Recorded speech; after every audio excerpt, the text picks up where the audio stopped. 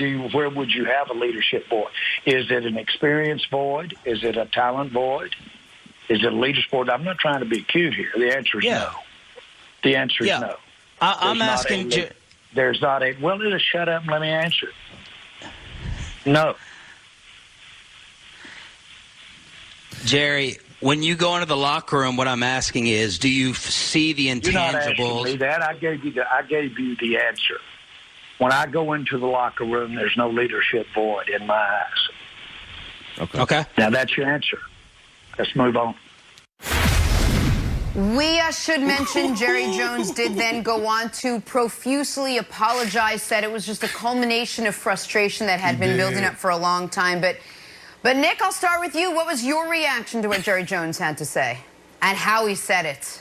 It was multi-layered, and listen, I actually used to work with the guy who was interviewing him there, and as a former radio guy myself, part of my reaction was, oh, man, oh, boy. Like, that was one of the more awkward interactions on a radio show since I asked Matt Schaub on the Matt Schaub show if he would bench himself. He didn't tell me to shut up, but he never did the show again. So, listen, my reaction is, once I got past that, and I know this is an unpopular opinion, I feel badly for Jerry Jones. I know nobody does. I know folks that take massive schadenfreude in the Cowboys' struggles. But if you're Jerry Jones, just put yourself in his shoes for a moment. Now, the shoes, I understand, are propped up on a marble table in a billion-dollar yacht. I get that.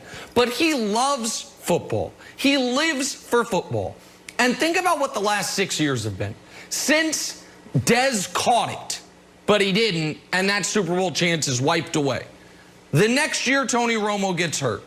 The next year, Tony Romo gets hurt again, but you find Dak Prescott, and that year ends in heartbreak because of the Mason Crosby in and then out kick.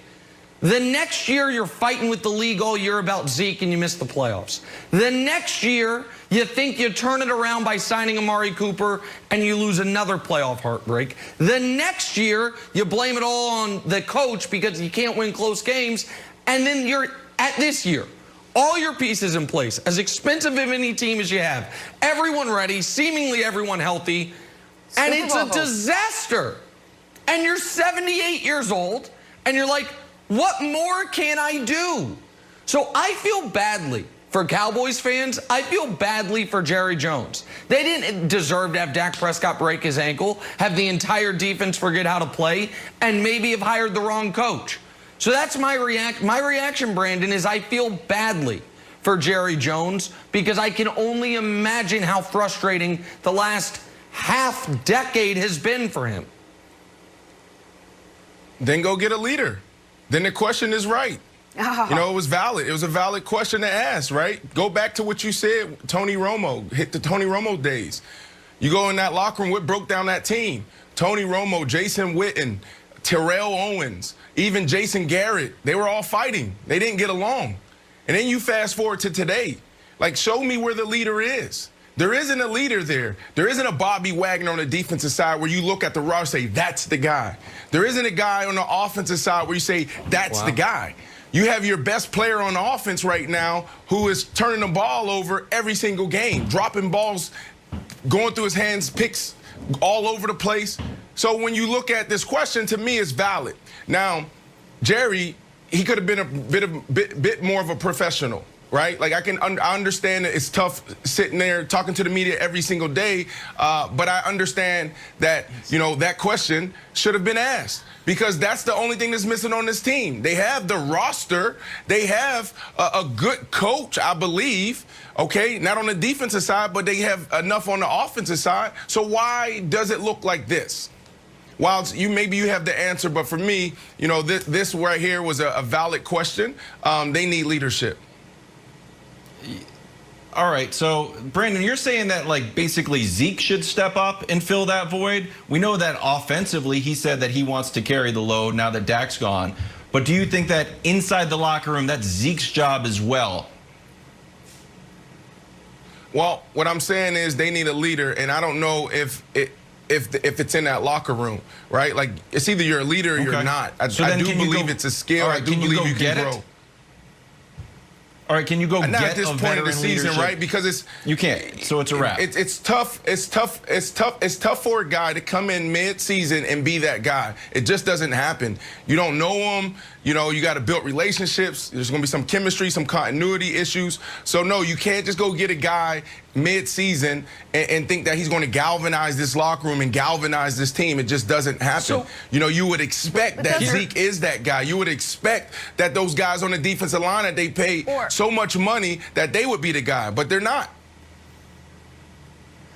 Go ahead, Jenna. Well, I was going to say, Nick, and I'm probably going to lead into you, then maybe Jerry Jones needs to let Mike McCarthy be that guy if there's no one on the team. Can't your head coach galvanize a locker room when no one else right now is in there doing that?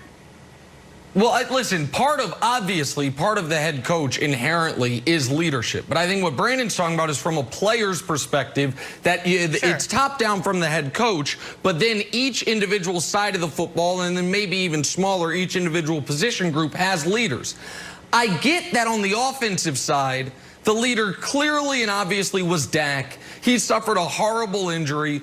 And the offense, by the way, aside from the turnovers, and I know that's a big but aside from the turnovers, prior to Dak's injury, the offense was functioning at a high level. My question for Brandon is, did they go into the season not thinking they needed one on defense? Or did they think they had one? Did they think it was going to be DeMarcus Lawrence? They thought it was going to be Jalen Smith. They thought did they think he was there and whomever that person is isn't doing it? Absolutely. Or did they just not think that was an important part of it? Like, because I don't know who that would be on defense. Jalen Smith. I've been around Jalen. He's an awesome guy. He's the ultimate competitor. I don't know what's happening with him. I don't know what's happening with Zeke. So, yes, they went into this season, Jenna, thinking that they had it. Because when you look at the roster outside, you're like, yeah, they got it. Dak Prescott on this side, Jalen on the other side. We are good to go. And obviously not. And it's not just from, you know, the record. I'm looking at the film. I want to see it show up on film. I want to see a guy angry so that the conversation we had around Tom Brady 3 weeks ago from Thursday Night Football when he's cursing out his teammates and getting on them, holding them accountable, where is that? Like, that's what you want to see in a losing locker room. You want to see guys passionate. You want to see guys that care. I haven't seen that yet. That is healthy communication. I want to see guys getting after it with one another. I don't want to see guys talking about, well, it's just on me. No. Call each other out. And internally, call each other out. But I want to see it. And while you were talking, the Cowboys are trying to find accountability elsewhere. Tom Pelissaro just tweeted 30 seconds ago that Dontari Poe and Daryl Worley are either going to be traded or cut today. So they're trying to find accountability somewhere by, you know, making roster changes. That's out around the edges, but maybe, Jenna, that sends a message to other guys on the team that what they are putting out on the field week after week, there will be some level of accountability for it, and that's via Tom Pelissaro. All right, question for you. Where does Nick rank the Dallas Cowboys? As he'd say, it ain't great. Nick will break down where the Cowboys are, where the Steelers are, where the Chiefs go. Heading